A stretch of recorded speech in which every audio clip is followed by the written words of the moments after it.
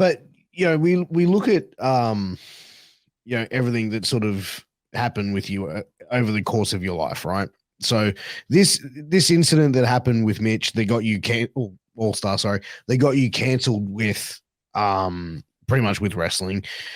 There's been other issues and incidences that you've gone through as well. You've been to jail a couple of times, which you've been very upfront about and talked about and posted about multiple times. Tell me, the first time you went to jail, how old were you? And what was it for? I was, I think 27. It was like 7 years ago. Mm-hmm. It was horrible, man. Like I come from a good, like my dad's a barrister. Like we got fucking doctors in our family and shit. I come from such a good family. I'm the only one to ever even really have a charge, let alone going to jail. Was fucking. It was a horrible experience. It's so bad. Rehab too. I went to a rehab jail. That was really bad.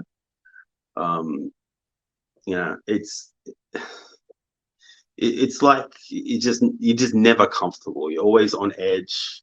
And I get along with people, so I didn't have really any fights until the end of one of them.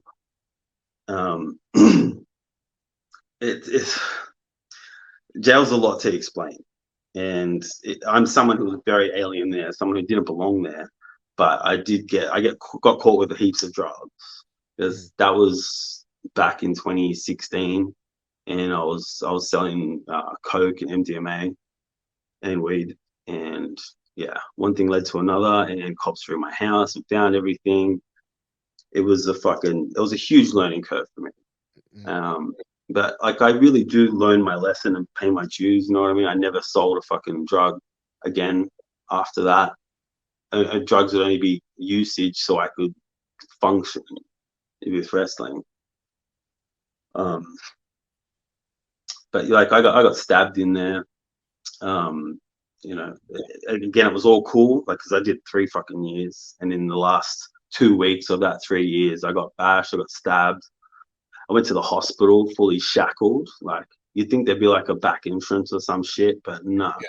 I'm just shackled, like arms, hips, fucking feet. And I walk straight in the front of the hospital. There's like 60 people waiting. And I'm like, shink, on my greens and shit. The screws there's got his hand on a gun. And this is his mum with her baby being like, it's okay, it's not gonna hurt you, buddy. I'm like, fuck, man. I'm like, I thought I was a good cunt, you know. But yeah, there's nothing good about selling drugs. It was a crazy time in my life, and I am very open about it. And I went to rehab for 17 months and learned a lot about myself. That was a horrible experience, but I learned a lot about myself and how to fucking live life without them, basically. One of the stories I heard, and I think Rob, you might have heard this as well, that there was a teenager or there was a young person that OD'd from drugs that they purchased from you, and that person, I heard that they passed away. I heard that they lived. There's many different versions of this story that I've heard, and I'm sure Rob and everyone listening has probably heard as well. You heard the same thing, yeah. Is there truth to this? Where did this lie, and how did it unravel, and how did it come back to you? Okay. He didn't buy them from me. This happened in my house. There was, like, at the time, a lot of things are happening. There's 30 people over on a fucking Monday at fucking 4 a.m. It's just nuts. And the drug in question was GHB, which is an awful drug. He had some of them. In the liquid in the fish soy sauce things. So he had a couple of them, and he was shouting them around, whatever. I tried one, didn't feel anything. But he had too many, and he started like vomiting in his mouth, and he's like turning blue and shit. And then we took him to the hospital. Well, not me, 2 of the boys took him to the hospital. And the cops come back and told me that he's not going to make it through the night. The reason they came back was because the 2 boys that dropped him off, they went through their phones, and I was the last contact, last message or whatever. And they came back, and I'm thinking, oh my god, someone just died in my house under my care. You know what I mean? Because I was just he was younger at the time. I was 27, I think, and he would have been maybe 22.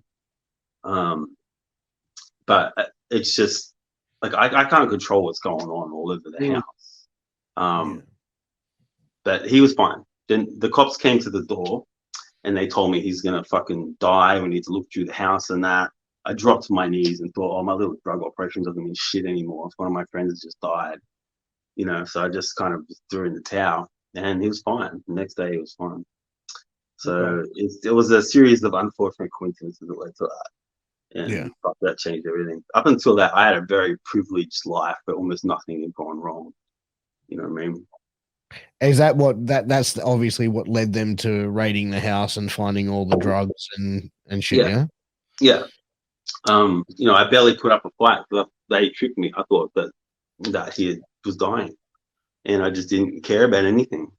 When I get in that zone where I just don't care about anything, like things happen. Yeah. Fuck.